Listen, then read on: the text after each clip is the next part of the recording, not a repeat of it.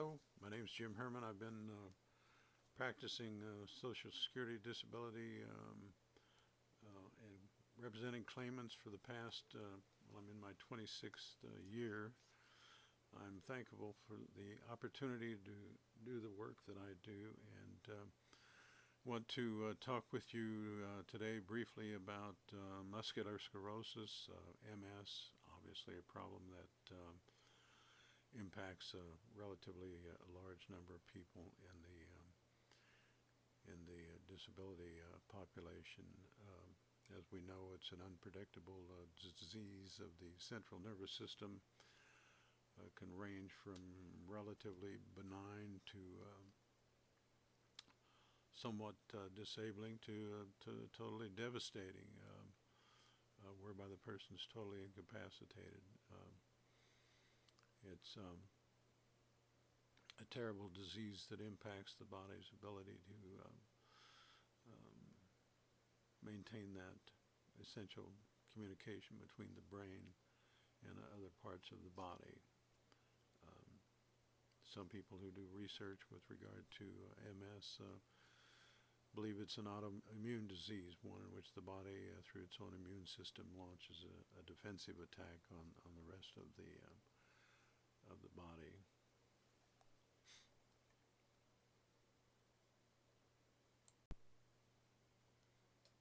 I have mentioned in earlier videos that decision makers and adjudicators, administrative law judges and others for the Social Security Administration look essentially at function. There's an old saying, that there are three important considerations with regard to a real estate investment. Number one is location, number two is location, and number three is location. Similarly, with regard to Social Security disability, the people who make the decisions look at function, function, function. A person may have a diagnosis of MS and be doing quite well, and the adjudicators are going to look entirely at how the MS impacts that person's function. More specifically, as we know, there are three general functional categories that can be negatively impacted by MS. Those are categories that relate to affecting a person's vision, their sensation, their coordination, their movement, and bladder and bowel control. Obviously, any and all of these can be quite impactful, if you will, with regard to a person's functional capabilities. So very, very simply put, it really, as indicated earlier, it interferes with the brain's ability to communicate with the rest of the body and the spinal cord. In some cases, folks with MS are dealing with what's called cervical spondylosis with myelopathy. And what does that mean? Well, I'm not a medical person, but basically it means that it's commonly referred to as cervical spondylitic myelopathy, CSM, and it refers to the impaired function of the spinal cord caused by the degenerative changes of the disc and the facet joints in the cervical spine, the neck. Some people, for example, with MS, when they lean, particularly when they lean forward, they feel as though they are feeling an electrical sensation in their neck, as an example, an unpleasant feeling, obviously. People dealing with MS are, in many cases, going to be dealing with what the medical people refer to as relapsing, remitting multiple sclerosis. And of course, obviously, that means you're going to have people that have periods of having flares, and sometimes then people can go for extended periods of time and not have any significant symptoms or limitations. So the administrative law judges, the adjudicators at Social Security Administration, again, are going to be looking at what kinds of symptoms, essentially, that you are experiencing that limit your functional capability. It is important to remember that in general terms, there are essentially three ways to be approved for Social Security disability. Number one would be the application of what's referred to as a grid rule, technically called the Medical Vocational Guidelines that are utilized by the Social Security Administration. Grid rules are, as a general statement, are only applicable for people who are age 50 or older. If a person, for example, is age 50 and limited to sedentary work, and these are general statements, that person should be approved for Social Security disability. If that person is age 55 or older, that individual who is limited then to light work, which is typically thought of as 20 pounds or so, sedentary work being thought of as 10 pounds or less, then that person should be approved for Social Security disability. But those are general guidelines. So the application of a grid rule, that's one way to be approved for disability. The second way to be approved for disability is to have what Social Security calls a residual functional capacity finding by the decision maker of less than sedentary. Well, we've already defined sedentary essentially. And sedentary is what one would normally think of as say, working in a typical office environment. And we're not talking here about whether or not you're qualified to work in an office. We're talking about functional capabilities. And so in an office situation, typically a person would be limited to 10 pounds or less. Social Security adjudicators utilize a gallon of milk in almost every hearing because they know it weighs about 8 pounds, and they use that as kind of a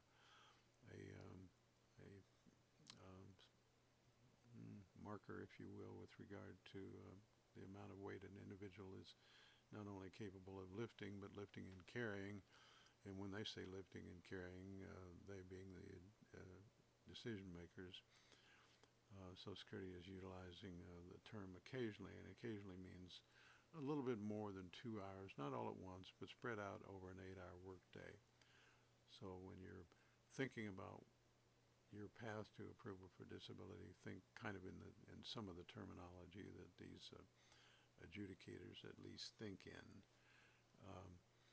And the second way, of course, and getting back to the residual functional capacity, that's a fancy way of the Social Security Administration saying this is what you can still do despite your mental, physical, and emotional limitations. It's the most you can still do. And it's often just referred to as an abbreviation, an RFC capability, an RFC finding. But that's really going to be the bottom line with regard to people at Social Security who are making these decisions. So an RFC that's less than sedentary typically leads to a path to approval. And of course, the third way is what the Social Security Administration refers to as meeting a listing. And I'm looking up the listing. You'll be able to find this yourself if you just, on your computer, Google Google adult listings. And I'm looking right now specifically at 11.09, which is the listing for multiple sclerosis.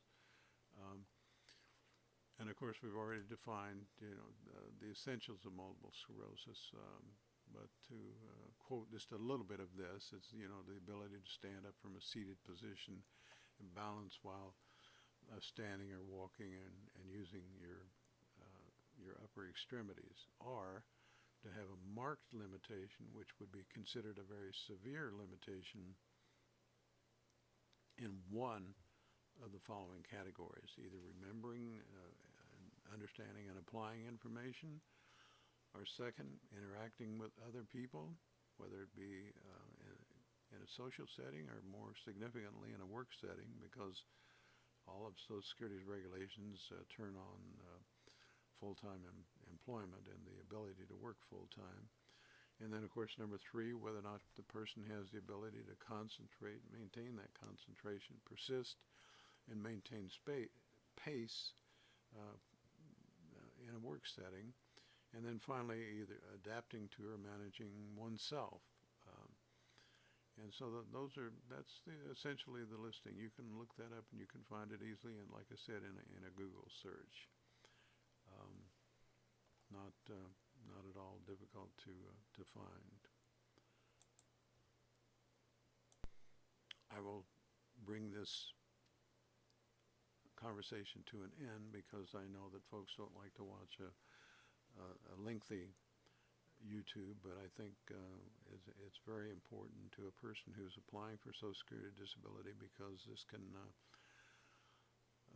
being approved, can have a very positive impact on your, not just the money, but there's a lot that goes with being able to pay our bills and remove the stress and the paranoia, if you will, with regard to not being able to meet our financial needs. And then, of course, then once you're approved, then if you're eligible for what Social Security calls Title II, which is normally thought of as regular disability, then after being on disability for 24 months, you'll be eligible for Medicare. And we all know that that's a much needed thing for most folks, particularly people who are dealing with a diagnosis of MS. If you have not worked long enough, and as a general rule of thumb, if a person has worked 5 years out of the last 10, they typically have enough work credits to qualify for regular disability, Title II. But if not, then there's Title 16, which is SSI, Supplemental Security Income. As a generalized statement, it's more difficult to be approved for SSI because the person is not contributed to the system via tax dollars throughout their working life, and so it's the decision makers have, shall we say, a higher threshold for approving folks who are applying based on SSI, which Social Security refers to as Title 16. Title 16 folks, once approved, typically are eligible for Medicaid, and some folks are already receiving either Obama type medical coverage or other types of medical insurance. But to bring this to closure, I can be reached at 800-900-4440. I'm like everybody else in the world. I get so many scam calls. I try to avoid the telephone as much as I reasonably can. Therefore, the best way to communicate with me is by email at hermannadvantage@gmail.com.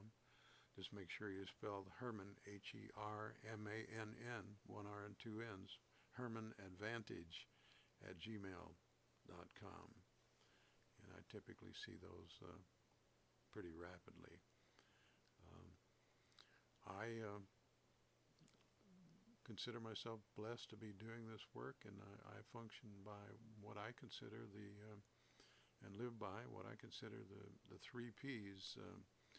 The first being, of course, taking pride in the work that I do, and I'm thankful for, as I indicated earlier, for being able to do this work and help folks. And the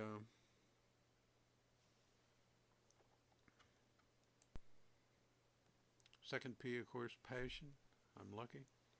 I love the work that I do. I have a passion for this work. Otherwise, I would not have done it for 26 years. I'm like every other human being on the planet. I've had jobs that I didn't particularly care for. I love the work that I do now, and I'm thankful to be doing that work.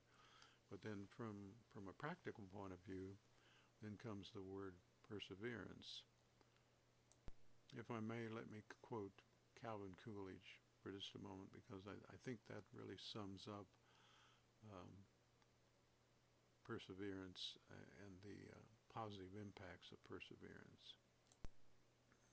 Coolidge said, and I'm quoting, "Nothing in this world can take the place of persistence. Talent will not. Nothing is more common than unsuccessful men and women with talent. Genius will not. Unrewarded genius is almost a proverb. Education will not. The world is full of educated derelicts. Persistence and determination alone are omnipotent. The slogan, 'Press on,' has solved and always will solve the problems of the human race." And I live by that motto and that quote from Coolidge, and understand the importance of really stick-to-itiveness and grit and perseverance. And I think my clients will tell you that they see this in my work. Thank you for listening. Bless you and best of luck.